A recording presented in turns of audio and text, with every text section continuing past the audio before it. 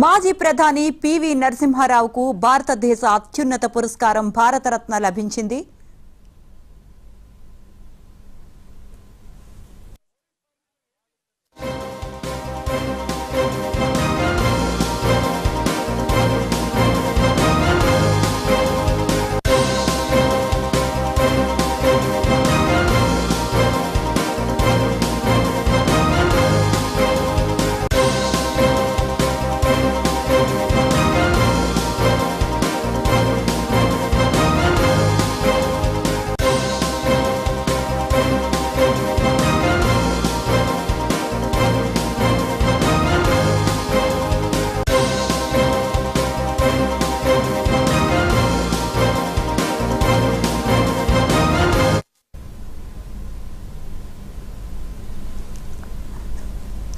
మాజీ ప్రధాని పివి నరసింహారావుకు భారతదేశ అత్యున్నత పురస్కారమైన భారతరత్నను ప్రకటించారు.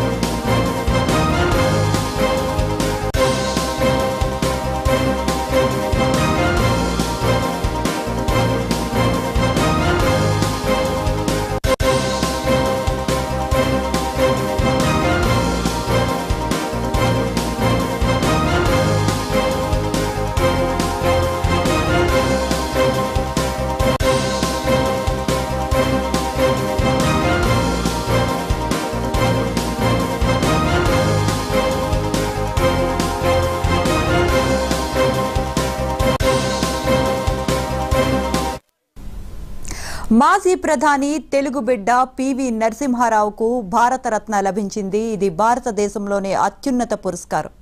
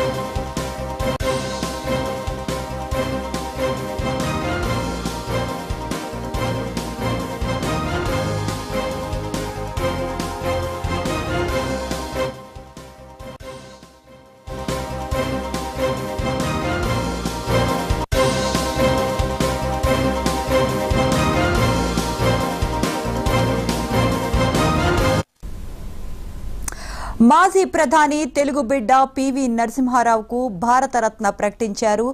ఇలాగే ఇంకో ముగ్గురికి కూడా భారతరత్న ప్రకటించింది కేంద్రం. అందులో చరణ్ సింగ్, స్వామినాథన్ కూడా ఉన్నారు.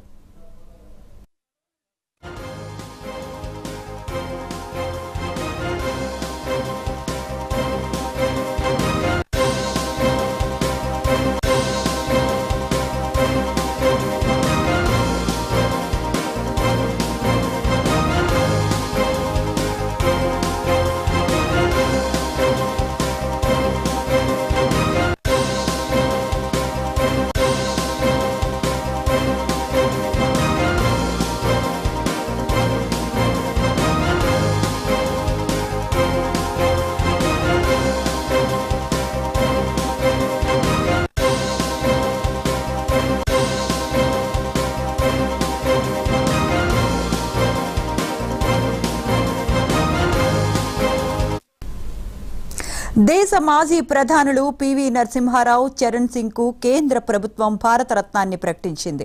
అలాగే భారత హరిత విప్లవ పితామహుడు, ప్రముఖ వ్యవసాయ శాస్త్రవేత్త ఎంఎస్ స్వామినాథన్ ను దేశ అత్యున్నత పురస్కారానికి ఎంపిక చేసింది. ఈ విషయాన్ని ప్రధాని మోదీ ట్విట్టర్ వేదికగా ప్రకటించారు.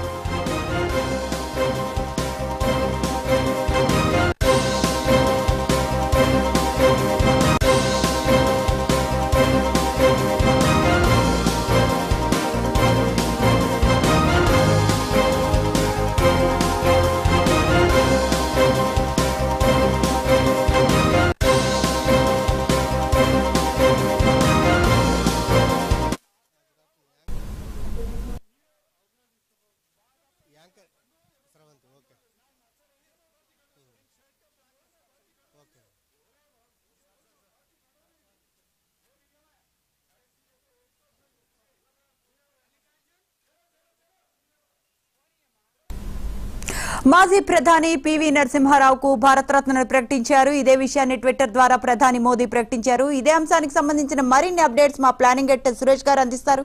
సురేష్ గారు. స్రవంతి, చాలా తెలుగు వాళ్ళందరికీ చాలా గర్వకారణమైన రోజు కింద ఇవాళ చెప్పొచ్చు.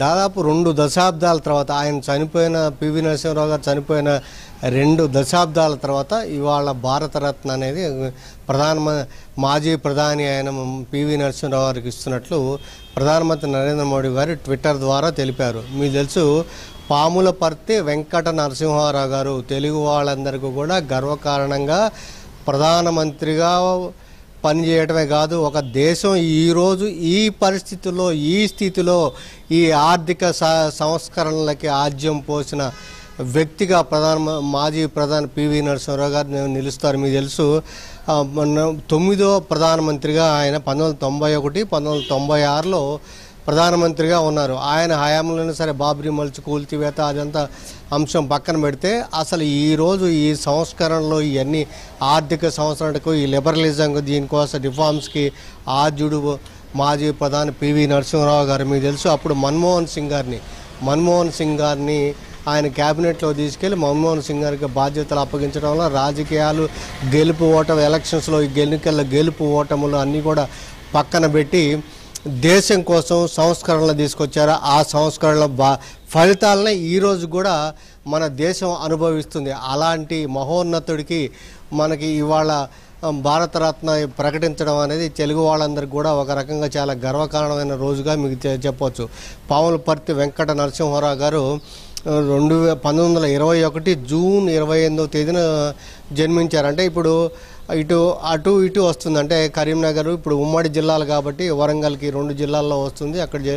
అక్కడ ఆయన జన్మించి అక్కడ నుంచి ఆయన లా కూడా చదివారు. లా కూడా చేసి అక్కడ నుంచి మరిగా కేంద్ర మంత్రిగా, ప్రధానమంత్రిగా, కేంద్ర మంత్రిగా ఆయన ఒక రకంగా బహుభాషా కోవిదుడి కింద మనం చెప్పొచ్చు. తర్వాత మనకి ఉమ్మడి ఆంధ్రప్రదేశ్లో 1971, 1973లో ముఖ్యమంత్రిగా ఉమ్మడి రాష్ట్రంలో 4వ ముఖ్యమంత్రిగా పనిచేసిన ఘనత మనకి ఉన్నది. అప్పుడు భూ సంస్కరణలు ఇవన్నీ కూడా ప్రధానమంత్రి అప్పుడు సీఎంగా ఉన్నప్పటికీ పివి నరసింహారావు గారు మనకి ఇక్కడ ఆద్యం అంటే భూ సంస్కరణలకు ఆయన కేంద్ర బిందువు అయ్యాడని చెప్పొచ్చు. మీకు తెలుసు, మనం అందరం చెప్తాం, ఢిల్లీకి రాజైనా తల్లికి బిడ్డే అని చెప్తాం.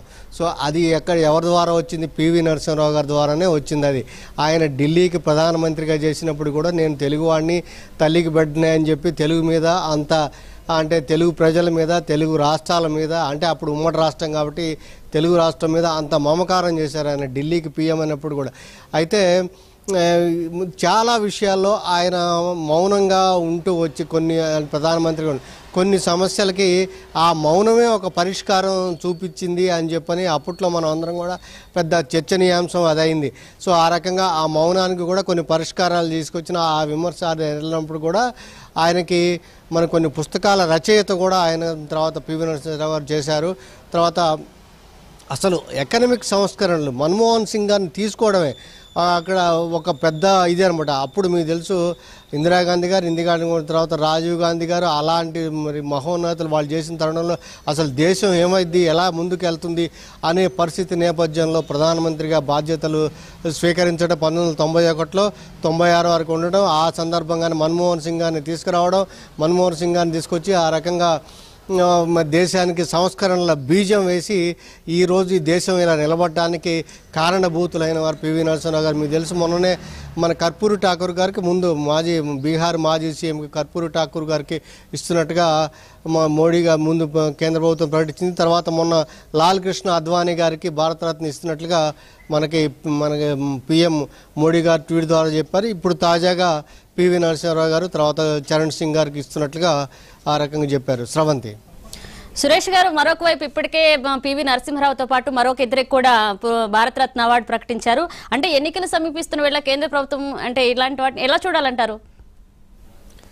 మనిషి అంటే ఎలక్షన్స్ మనం అదే ఉద్దేశం. ఒక రకంగా ఏంటంటే ఎలక్షన్స్ నేపథ్యంలో ఇవి మన మోడీ గారు ఈ రకంగా ట్వీట్ చేయడం, ముందేమో ఓన్లీ కర్పూరి ఠాకూర్కి ఒక్కరికే పరిమితం చేశారు.